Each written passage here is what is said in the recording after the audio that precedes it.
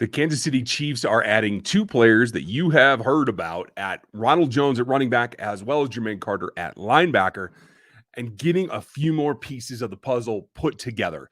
I'm Ryan. This is me going rogue here on RGR. That's where we talk about the NFL, the Kansas City Chiefs, and what's going on with the draft. We're going to get into all that. This is a quick hitter. This is not live, just so that you guys know. Want to talk about a couple of the recent acquisitions. It had been rumored about the visit for Ronald Jones. He did come in. He is signing with the team. I think that's a good 1-2 punch with Clyde. We all know that Daryl's been in that role for the last season or two. And I think that gives a little bit more spring, a little bit more athleticism. To pair with Gore, you now have three backs that you feel you can rotate into this offense and be productive. That is a good thing. Don't have contract terms at this point. So we'll have to see what that comes out at. I don't expect it to be overly large.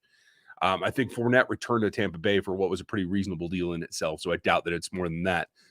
This does not preclude them from a late round draft pick or, most importantly, a UDFA signing. They want to have more backs in camp.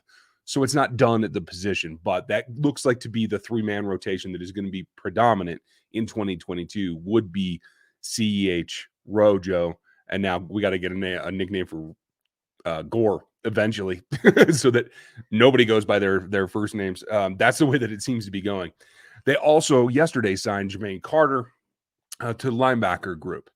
Now, that's more of a mixed bag. I don't necessarily project him as a starter. He played a lot at Carolina last year, though, so he's got some significant experience. Just I don't think he's necessarily a starter level player right out the back, except for the fact that he won't play the same position unless he is a backup. He played middle for the Carolina Panthers last season, and I think what did he get?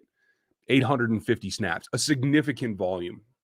Had a few TFLs, had some pressures as well, a little bit mixed. Now, I went back and checked. Rojo had a nice athletic matrix. He certainly is somebody that can exploit an offense, and we've seen that from time to time over his career. Jermaine Carter never completed the combine. Did get a little bit of pro day data on him, but not enough to do a complete mock-up when he came out in 2018.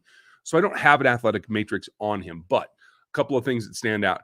Not the fastest guy in terms of linear speed, but pretty explosive.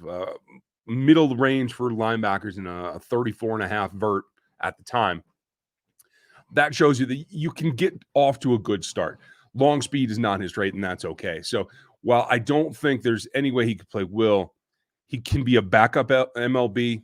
He'll certainly play teams. He could also weasel his way, and that's not a great way to say it. He could also wriggle his way into a starting Sam role at some point if they don't find a replacement.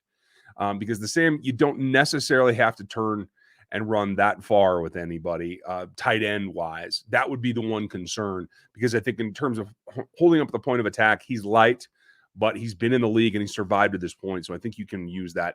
But most likely he is a backup middle linebacker and special teams player.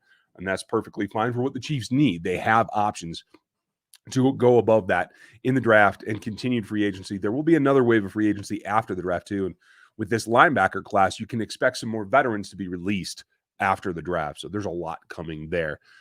These are smaller pieces of the puzzle, but like we've been talking about, you put it all together to get a full team in 2022. Let me know what you think of these two. I'm guessing Rojo is more of a fan favorite than we've seen in the last few days. So leave your comments down below.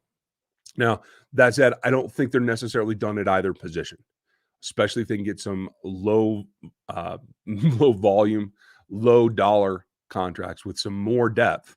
Linebacker is still very, very thin, so you need more. We'll see what comes from that. I know a lot of folks are still looking at Bobby Wagner and some of the bigger names out there. I don't know the Chiefs are in that kind of market. It doesn't feel like they are, but you never know until we get there. So keep your eyes peeled. I will as well. We'll try to have more for you when it happens. We'll have a mock draft for you Sunday night. That will not be Dan and I. It'll just be me, and I'm probably going to have to pre-record it. We'll see what happens. If I can make it live, I will, but I'll let you know in the first few minutes of it if not. So enjoy your Saturday. Rock Chalk Jayhawk. Enjoy the tournament. We'll get there. And I hope you guys have a great day. Make sure you like and sub and hit that bell if you are new to us. That always helps.